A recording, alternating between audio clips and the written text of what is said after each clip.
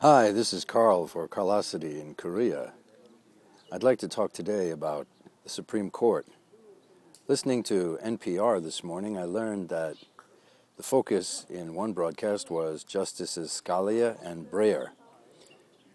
Scalia is a self-styled originalist who tries to interpret the U.S. Constitution according to what he thinks the original intent was of the Founding Fathers.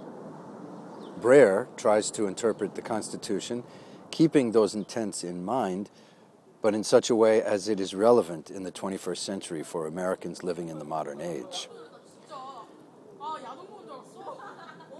I'm in Korea. It's often loud. The people are very passionate. My opinion, and I'll say up front that I do not intend to suggest that I have any great knowledge of the U.S. Constitution, though I've read important parts of it several times and I have a copy of it at home.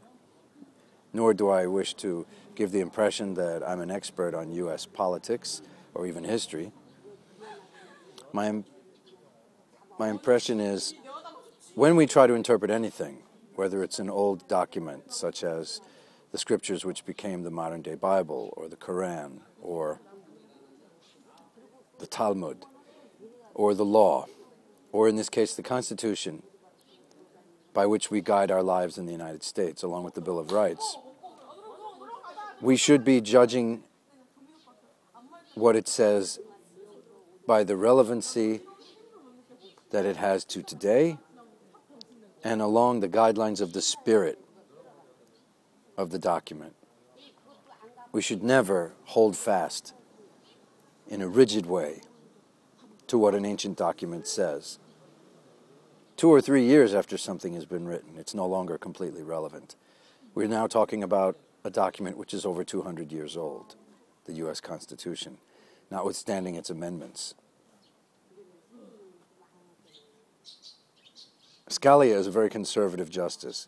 If you hear Scalia and Briar talking, as you can in this NPR broadcast, it's quite heartening because they get along in a very nice way and no one seems to be bitter or rigid about anything. But when it comes down to interpretation of the law, in situations of, say, the death penalty, I think that Scalia is too strict and too originalist, as he would say.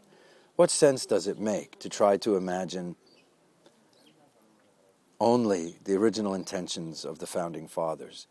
To think of their spirit and what they were trying to accomplish at that time for people living in that era makes a lot of sense. And then trying to apply that spirit to today's politics and society makes a lot of sense. Trying to make today's society and adaptation to today's laws fit their original intention for people in that time is misguided at best, ridiculous at worst. Listen to the program on NPR. See what you think. NPR is, I think, the greatest radio station there is. It's listener-supported public radio. It's not owned by any corporation or individual. And to me, that makes it a lot more honest, a lot more open, and a lot more challenging. This is Carl saying, good afternoon, Asia. Good early morning, America.